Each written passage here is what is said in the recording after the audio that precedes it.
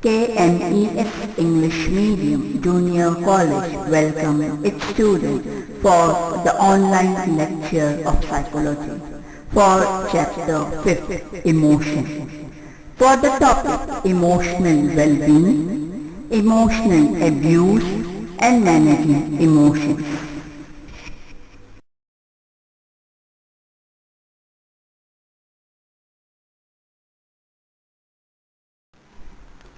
Students, in today's lecture, we are going to study chapter 5, Emotion. In this, we are going to study about the following topics. 1. 5.4 Emotional Well-being. Second, 5.4.1 Techniques of Emotional Well-being and 5.4.2 Benefits of Emotional Well-being. Second, 5.5 Emotional Abuse. Third, 5.6 Managing Emotions. 5.6.1 Anger Management. So, in today's lecture, we are going to cover three topics: emotional well-being, emotional abuse, and managing emotions.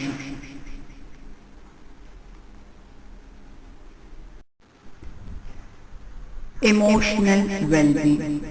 Physical well-being can be observed by our common eyes. It is an observable behavior.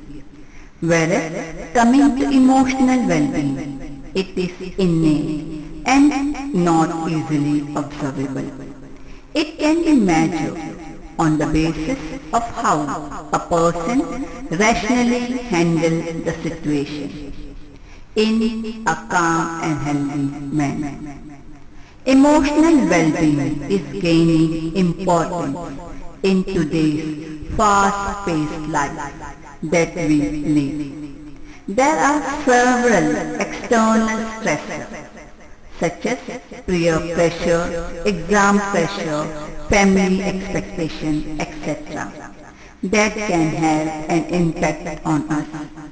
As humans, we always experience negative emotions while coping with such stress. We need to ensure that we can manage this negative emotion so that we can prevent us, so that they do not prevent us from leading a good life. Emotional well-being means managing our emotions, both positive and negative ones, so that we can lead a healthy and productive life. Thus, understanding and managing one's emotion, encouraging positive emotion, and not getting overwhelmed by the situation. Negative emotions is also an aspect of emotional well-being. So, emotional well-being is not an observable behavior. It is an innate one. It can be measured on how rationally a person handles both positive and negative emotions, that he/she can lead a productive and healthy life. Technique of emotional well-being. Emotional well-being means managing our emotions, both positive and negative ones, so that we can lead a healthy and productive life. But there is no one formula for emotional well-being. Instead, there are a lot of techniques that have been found to be helpful in regulating our emotions.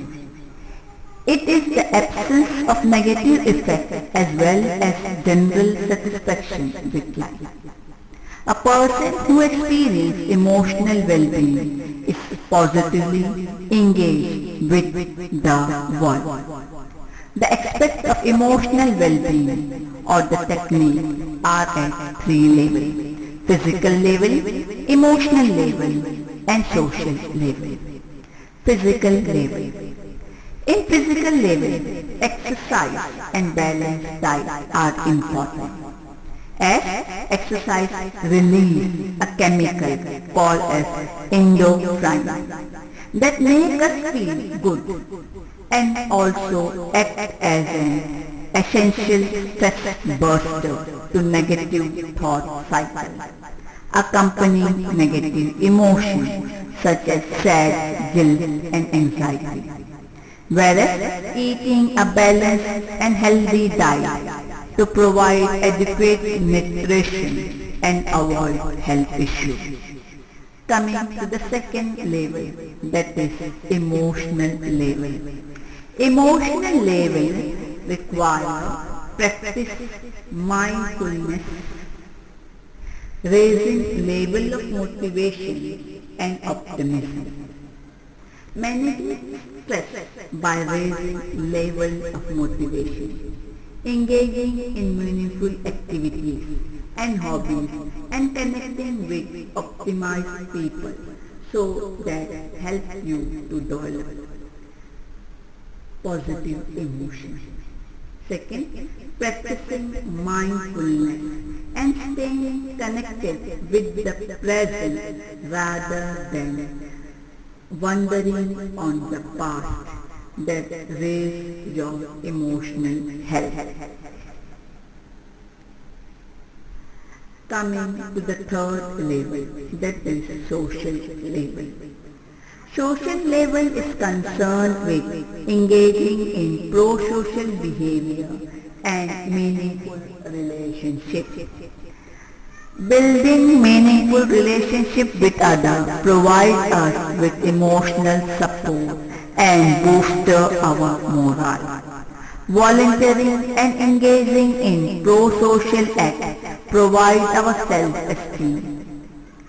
It develops self-esteem, confidence level, reduce depression and develop feeling of gravitation.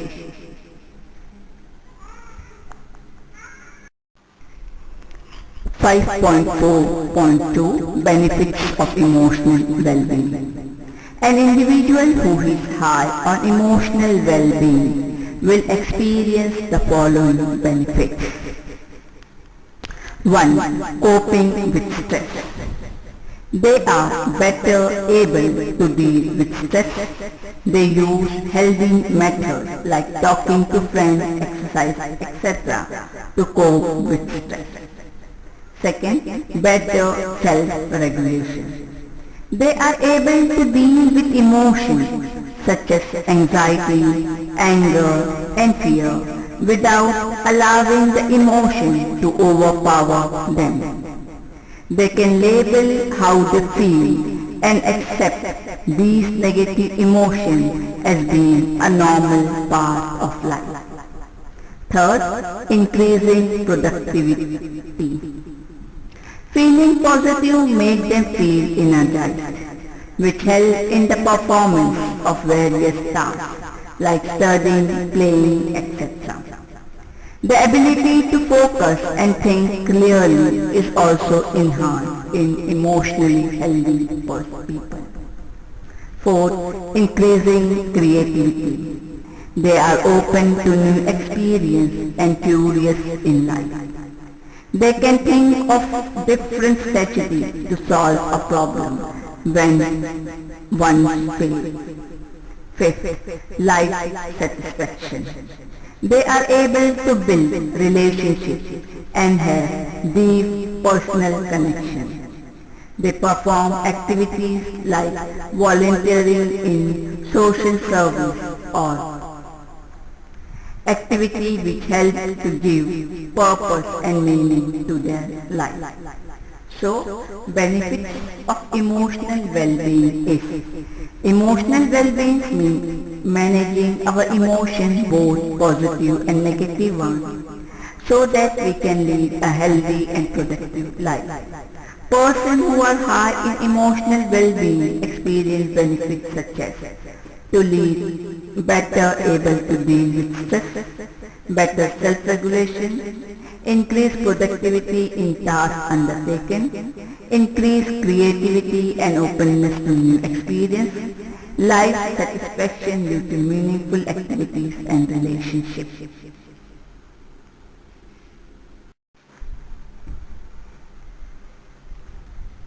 Emotional abuse. 5.5. Emotional abuse. Emotional abuse is the kind of abuse that is emotional rather than physical in nature. It occurs when a person subjects to expose another person to intentionally harmful behavior that may result in anxiety, depression, and psychological trauma to the victim. Students, we are well aware of physical abuse, which make physical abuse make use of aggressive techniques like hitting, kicking, pushing, or other physical form of harm to control the other person. The other form of passive abuse is emotional abuse. In emotional abuse, emotion is used as a weapon to choose to control other person. Emotional abuse is one of the hardest forms of abuse to recognize. It can be overt.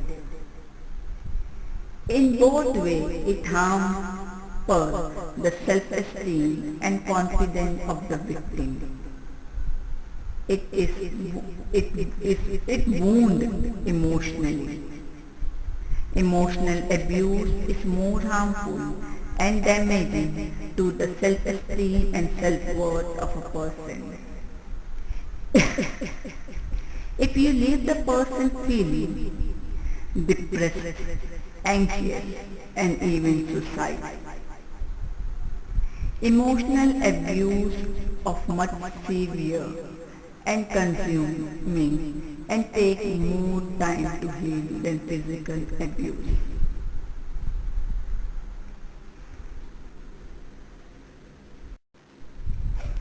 Types of emotional abuse. There are two types of emotional abuse, verbal, violence, and non-verbal.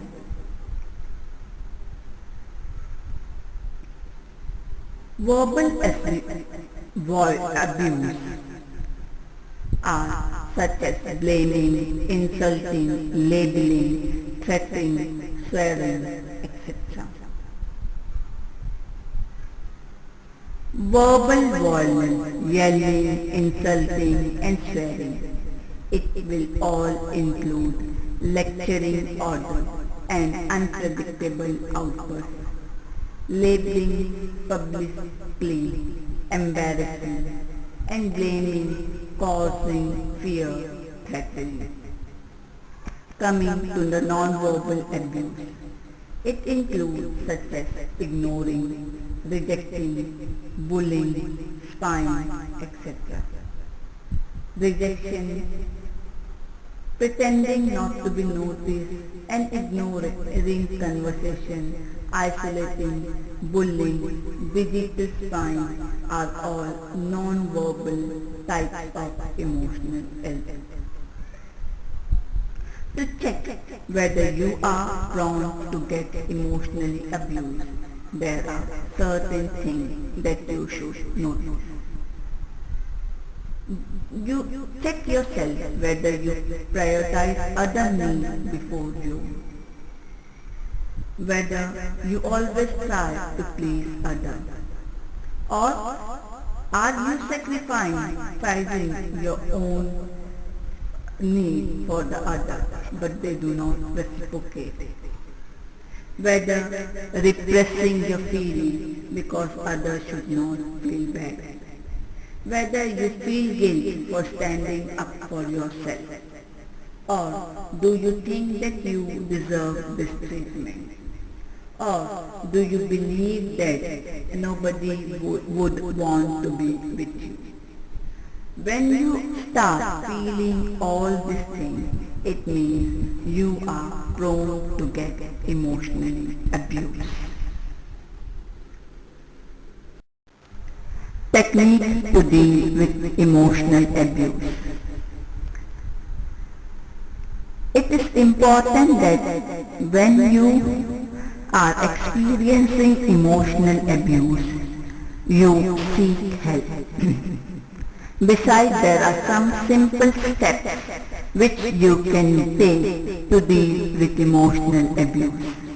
The most important point to deal with emotional abuse is breaking the silence and standing up for your own self. It can be done by following ways. 1. Accept that abuse is not your responsibility.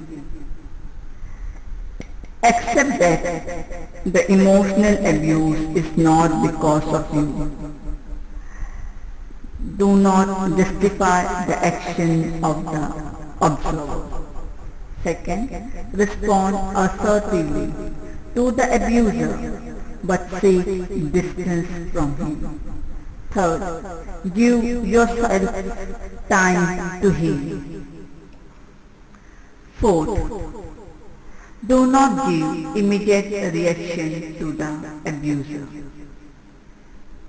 Fifth, prioritize your self-care. Example, eating right, exercise, etc. Next, mobilize support from family and friends.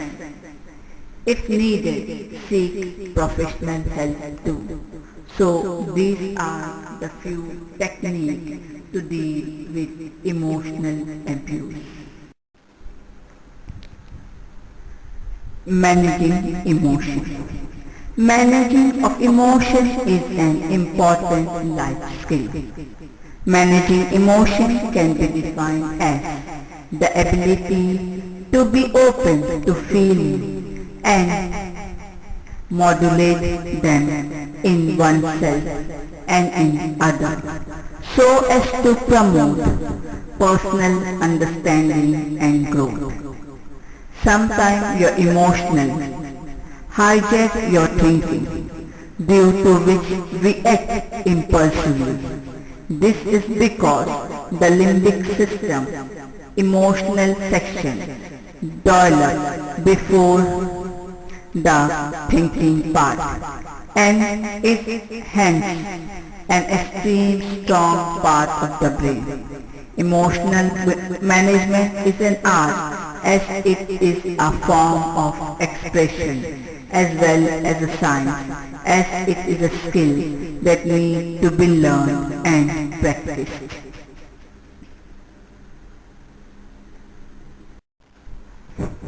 Anger management.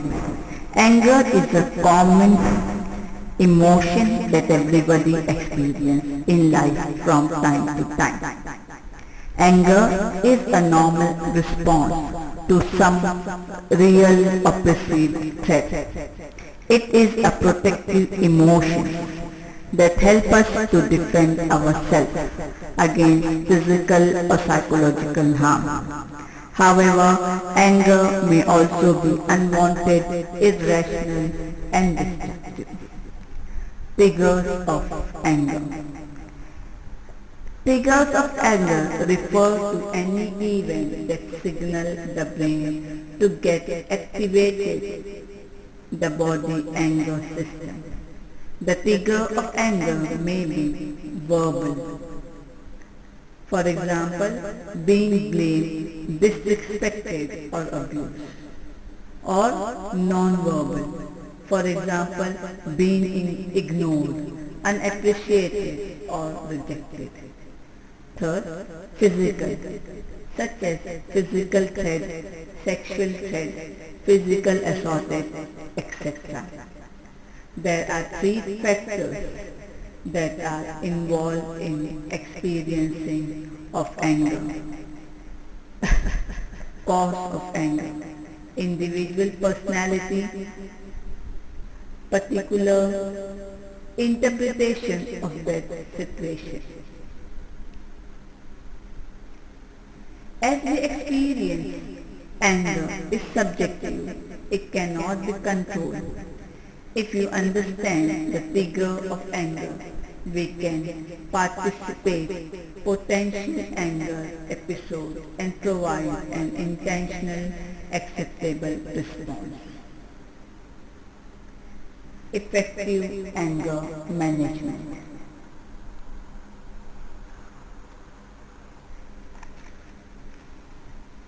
Being with controlling anger involves two perspectives. Managing your own anger, learning how to respond effectively to the anger of others. For that, take the responsibility of your feelings. Make you the drive rather than a puppet of a string. And thus you start functioning from the internal locus of control. So you exercise the choice of freedom to control your life.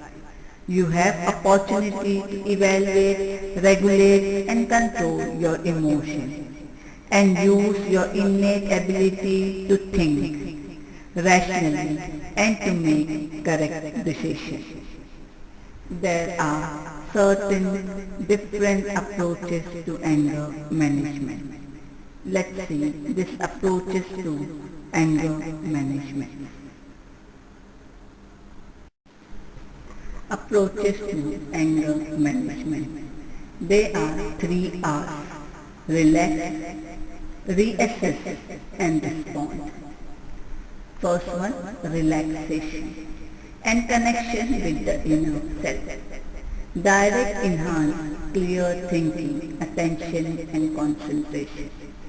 When you are angry, you are in a vulnerable state. So you reach to conclusion and decide in a strong. Engaging in power booster activity like meditation technique, listening to music, engaging in hobbies, social work, etc. But your body deliberately is a calm, stable state and give you recovery time to manage your anger. You can see things in a clear perspective.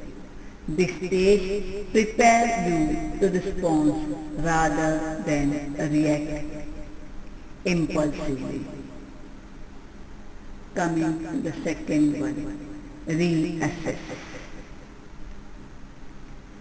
Now that the mind is relaxed, you can revisit the situation objectively and figure out exactly what is happening. How is it affecting you? Whether an action needs to be taken and what action should be taken. It helps you to revisit the situation objectively. It involves taking complete responsibility of your emotion, developing empathy for the person you perceive has wronged you. Conduct a reality check. That is, if you are angered, justify given the fact of what happened. Coming to the third one, response. Use your anger as a motivation to change. Anger is telling you something. This is the time when you re-engage with other party or situation to resolve the conflict. To do this, you consult, consulting a trustworthy person to get another perspective. Then you engage in talk with the other party in a calm manner. Then you do active listening and assertive speaking. After that, you cage your rage, that is, establish boundaries and moderate your anger.